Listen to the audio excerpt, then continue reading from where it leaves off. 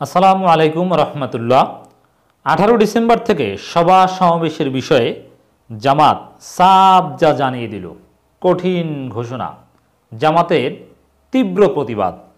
দর্শক, আপনারা জানেন বিএনপি অলরেডি ইসি এবং স্বরাষ্ট্র মন্ত্রণালয়ের যে সিদ্ধান্ত 18 ডিসেম্বর থেকে রাজনৈতিক সভা সমাবেশে কোনো অনুমতি দেওয়া হবে না।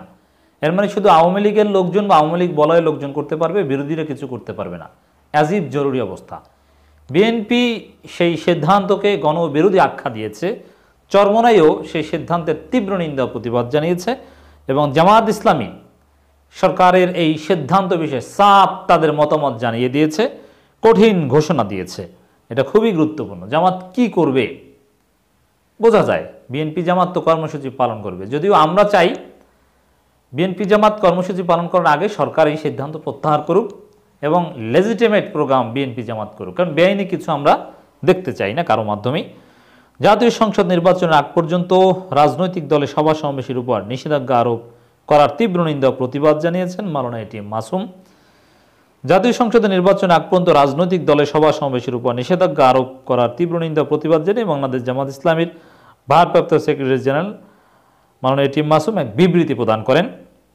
বিবৃতিতে তিনি বলেন, 18 ডিসেম্বর থেকে জাতীয় নির্বাচনে ভোট গ্রহণের আগ পর্যন্ত সরকারের তল্পিবাহক নির্বাচন কমিশন স্বরাষ্ট্র মন্ত্রণালয়কে চিঠি দিয়েছে যেন ভোটের প্রচার ছাড়া অন্য কোনো রাজনৈতিক কর্মসূচি এবং মিটিং মিছিল আয়োজনে অনুমতি দেওয়া না হয়। আন্তর্জাতিকভাবেও কিন্তু এই বিষয়গুলো পৌঁছে গিয়েছে। এর মানে জনগণের অধিকার সংকুচিত করার একটা বিষয় হিসাবে এটা প্রতিষ্ঠিত হচ্ছে। আজ্ঞাবহ নির্বাচন কমিশনের এটি একটি গণবিরোধী সিদ্ধান্ত। বিএনপির ভাষায় জামাত এটাকে গণবিরোধী হিসাবে কঠিন ঘোষণা দিয়েছে।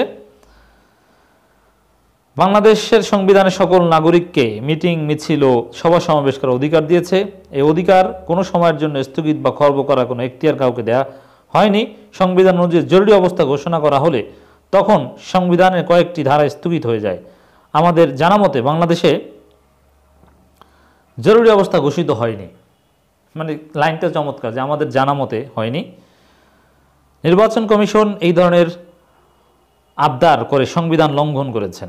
ডেফিনেটলি সংবিধান লঙ্ঘনের অভিযোগ নির্বাচন কমিশনের বিরুদ্ধে আনা যায়। গণতান্ত্রিক বিশ্বে এর কোনো নজির নেই। আমরা আজ্ঞাবহ নির্বাচন কমিশনের সংবিধান ও গণতন্ত্র বিরোধী সিদ্ধান্তের তীব্র নিন্দা প্রতিবাদ জানাচ্ছে। যেহেতু অ্যাটলিস্ট অন দি পেপার প্রশাসন এখন নির্বাচন কমিশনের অধীনে, এর জন্য দায়টা নির্বাচন কমিশনকে নিতে হবে, স্বরাষ্ট্র মন্ত্রণালয়কে নয়। কারণ স্বরাষ্ট্র মন্ত্রণালয় এখন আইন অনুযায়ী সিদ্ধান্ত নেয়ার এখতিয়ার রাখে না, সিদ্ধান্ত বাস্তবায়ন করার এখতিয়ার রাখে ইসির নির্দেশনা অনুযায়ী। তিনি আরও বলেন, দেশবাসী মনে করে আওয়ামী লীগের ভোটারবিহীন একতরফা ভাগ বাটোয়ারা নির্বাচন অপচেষ্টাকে পৃষ্ঠপোষকতা দিতেই বিতর্কিত গণধিকৃত নির্বাচন কমিশনের সিদ্ধান্ত নিয়েছে। ফ্যাসিস্ট সরকার বিরোধী দলকে নির্বাচন থেকে দূরে রাখতে নানা ছক কষছে এবং সেই আলোকে আজ্ঞাবহ নির্বাচন কমিশনের মাধ্যমে গণবিরোধী নির্বাচনের তফসিল ঘোষণা করিয়েছে। মূলত আওয়ামী লীগকে বিনা ভোটে আবারও ক্ষমতায় বসানোর জন্যই এ তফসিল ঘোষণা করা হয়েছে।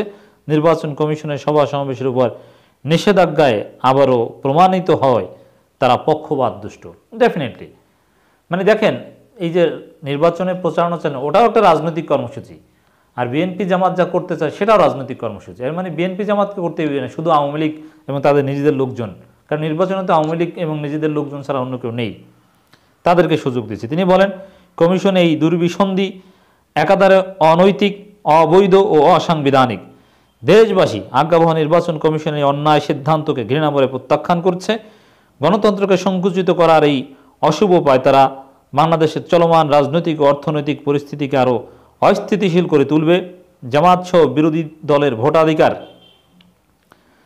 প্রতিষ্ঠার চলমান আন্দোলন সংবিধান স্বীকৃত গণতান্ত্রিক অধিকার, এই অধিকারে বাধা দেওয়ার এখতিয়ার কারণেই আমরা আশা করছি দেশ ও জাতির বৃহত্তর স্বার্থে এই গণবিরোধী সিদ্ধান্ত থেকে কমিশন সরে আসবে।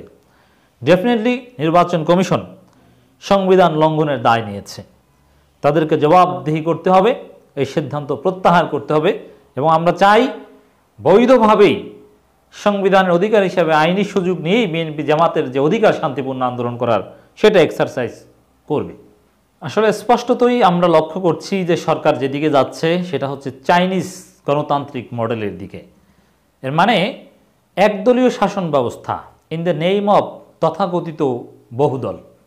এর মানে আওয়ামী লীগ বিরোধী কোনো দল রাজনীতি করতে পারবে না, কিন্তু আওয়ামী লীগকে সমর্থন করে এমন দলগুলো রাজনীতি করতে পারবে। যেমন চীনে 8টা দল, এই যে সিপিসি বাদী, তো এরকম চায় সরকার।